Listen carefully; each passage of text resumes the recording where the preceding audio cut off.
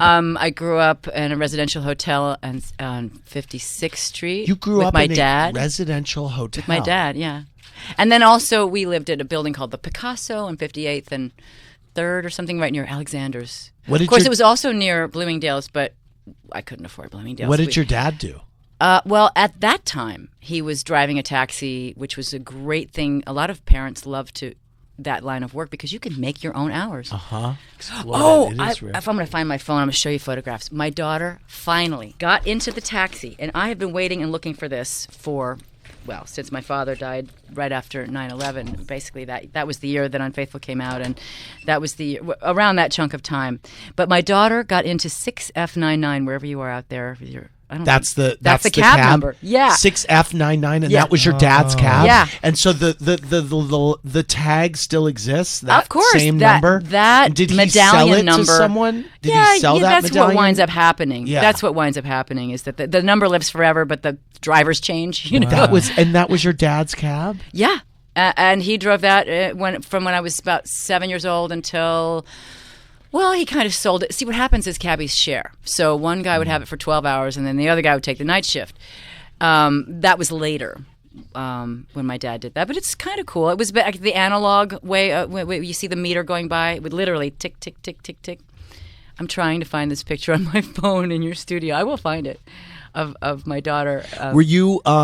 Was your dad must have been so tickled by your film work. I mean, he must have been...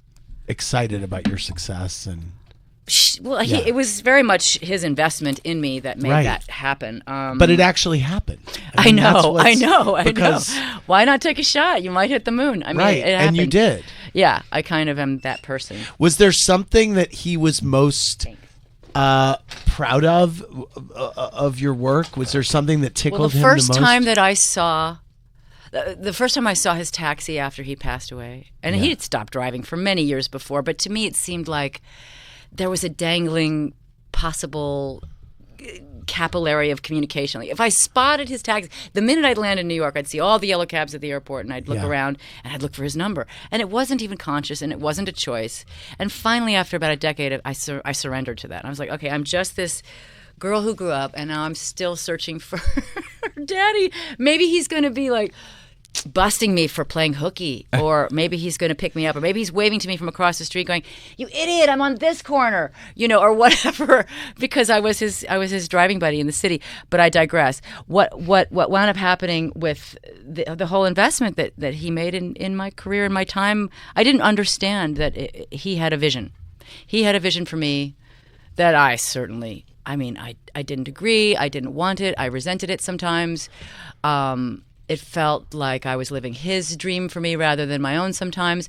But I just kept falling uphill. I mean, you sure did. Hired.